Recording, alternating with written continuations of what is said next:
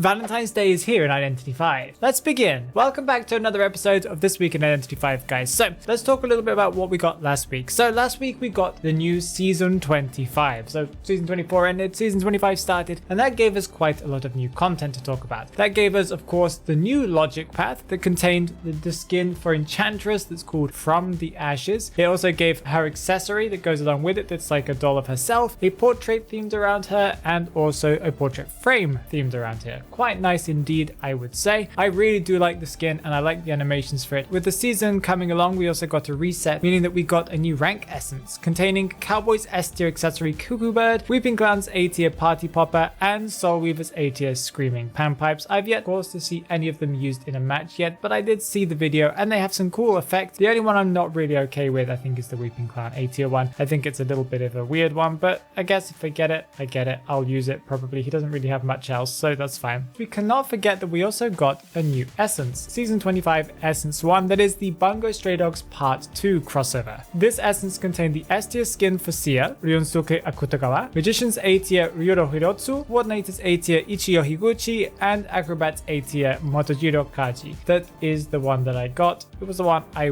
wanted least. With this crossover event, there was the essence, but there was also some stuff in the store for you guys to purchase. They included the crossover package for Prospector that had the S tier skin Chuya Nakahara and Prospector's S tier accessory Red Wine. I've seen a lot of people using this. Accessory looks really nice. Not exactly what I expected for an S tier accessory, I must say. With the essence and the stuff in the store, we also got an event, the Midnight Manor Investigation event, where if you complete some daily check-ins, you can get some rewards. You could also get some essences and stuff like that. If you complete matches as well, and if you complete quests, you can get the B tier accessory for Sia that's called Yonsuke Hakutagawa's mobile phone. That's the one that's upgradable later on. So you can spend, by getting some coins for doing matches, you'll be able to spend it to upgrade it from B tier to A tier. And then if you want to upgrade it from A tier to S tier, you need to spend some echoes, some real money to be able to do that. You can also get portrait frames and more rewards. And we also got a return of Bungo Stray Dogs Part 1 to the store, so you can purchase all of the skins from the previous crossover, and anyone who didn't get the painter skin in the mail got it this time. And there is also a lucky dice event where you can get some of the portrait and portrait frames from the first part. There was a mini event that many people might not have really paid too much attention to that was a continuation of the Chinese New Year event. It's like the final week. It was called the Lantern Festival Rehearsal event. They didn't really distinguish it in any art style. It was using the base tier of the Chinese New Year event. If you complete some matches, you'll be able to receive a portrait and a portrait frame along with some more rewards. It was a bit of a mini event. It wasn't really anything super special, but doesn't it feel like they're just giving us millions of portraits and portrait frames, or is that just me? Let's move on to talk about what we're going to be getting this week. And the first thing I need to make sure that you guys understand is, please, if you've got your Identity 5 account attached to your Twitter, bound to your Twitter account, please quickly go and bind it to something else, because Twitter is about to close its API, meaning Netties won't be able to connect Identity 5 to your Twitter account, so you'll be unable to log into your account. So quickly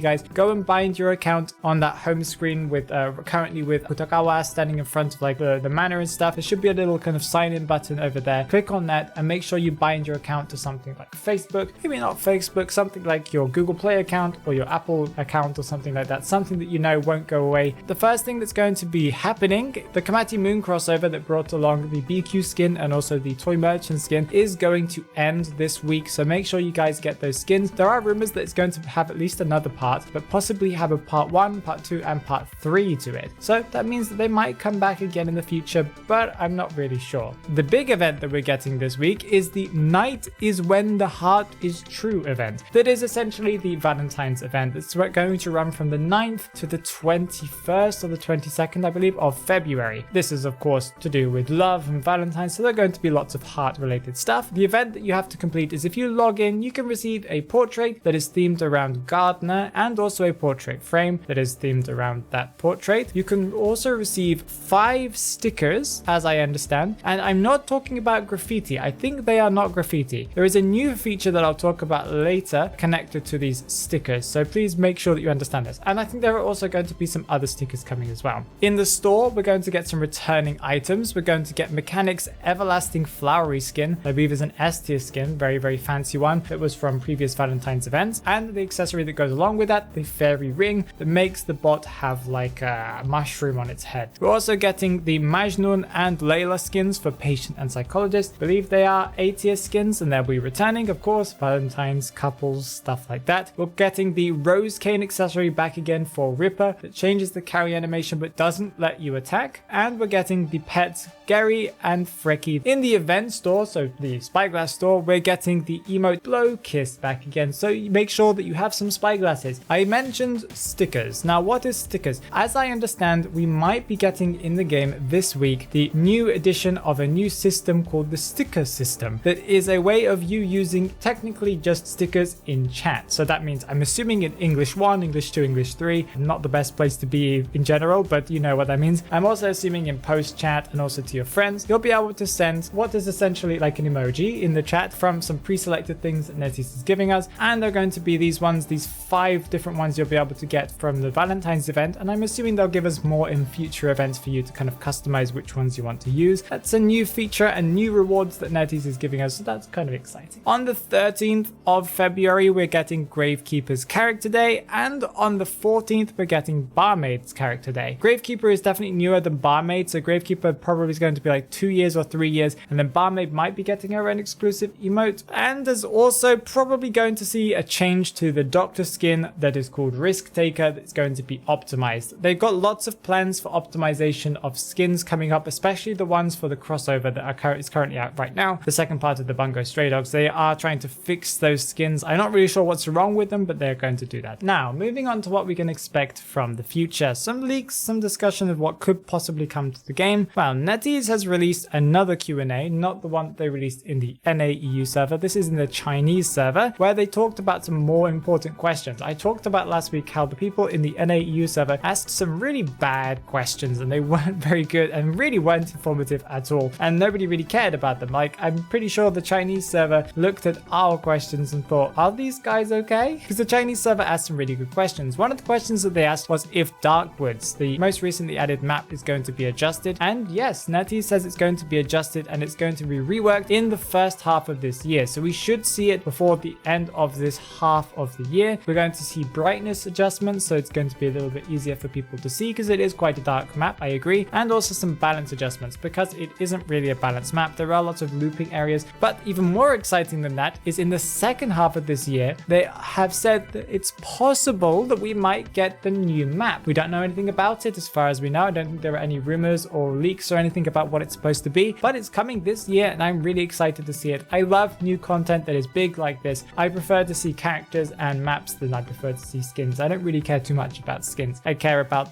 actually playing the game and having some fun with it. On the same vein of talking about new characters, we are going to be getting a new character soon. It's going to be a hunter and it's going to be a male hunter, and it's arriving soon, as they said. It's supposed to be arriving sort of soon. It does feel like it's been a while since we got a hunter. The last hunter we got was Hermit. We asked for some adjustments for characters that didn't need it. The Chinese server asked for Wu Chang, and is he going to be buffed? Well, they didn't say he was going to be buffed. They said he's set to be adjusted soon. That could mean that he's going to be nerfed, but I'd assume that he's going to be buffed a little bit. They're not going to change how his teleport umbrella aiming system works, as I understand that. I would like to see what they do to Wu Chang. A lot of people are worried about him being a little bit too OP, but I think they will make him they'll probably adjust some of his timings and stuff. Maybe they'll do the same thing that they did with Naiad by being able to cancel his soul siphon thing. I really hope that isn't the case because that makes him incredibly strong. Oh, and for those people worrying about Cipher Rush, don't worry because NetEase is not going to do anything about it.